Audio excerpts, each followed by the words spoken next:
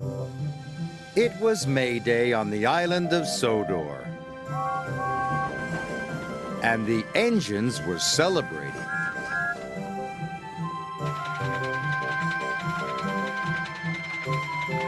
They knew there'd be music and lots of fun. The station was being decorated. Sir Topham Hatt said that the engines could be decorated too. "I'm going to have flags and streamers," whistled Percy. "I'm going to have a big red banner," whistled Thomas. "What decorations will you have, Gordon?" asked Murdoch. "Decorations aren't dignified for an important engine like me. I pull the express."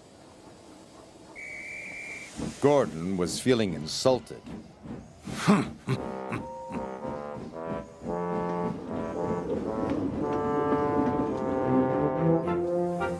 "Silly little engines," he grunted.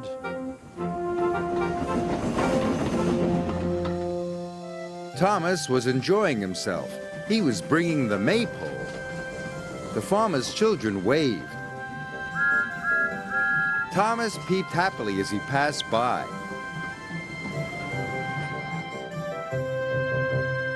Soon it was time for the decorating. Percy's driver was wrapping streamers and flags around his funnel. Thomas had a big red banner on his tanks. Even Murdoch was being decorated, although he was very shy about it. "We could have a contest for the best dressed engine," suggested James. Just then, Gordon shunted in. "A contest?" he puffed. "I'm bound to win any contest." "You will have to be decorated," said James. "This is a best-dressed engine contest." "Not me," puffed Gordon. "You never catch me looking so ridiculous."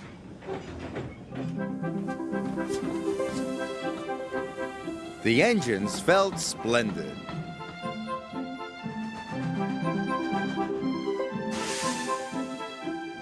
But not Gordon.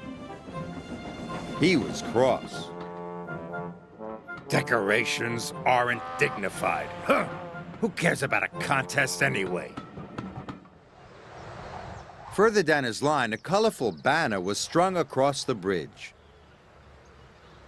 Then, as Gordon steamed across the bridge, it came loose and wrapped around his firebox. Gordon couldn't see the line ahead. Gordon tried to whoosh the banner off, but it wouldn't budge. "I can't see!" He whistled loudly to his driver. "Stop!" "You can't stop, Gordon," his driver called back. "You're the express."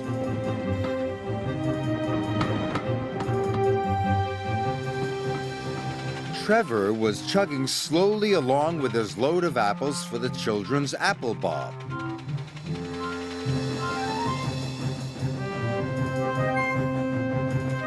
Trevor heard a whistle. He was going as fast as he could, but it wasn't fast enough. The apples were all smashed.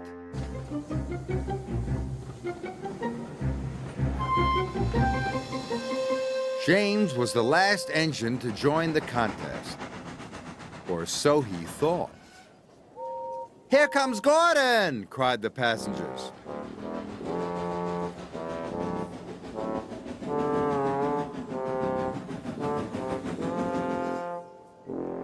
"We didn't think you wanted to be decorated," teased Thomas.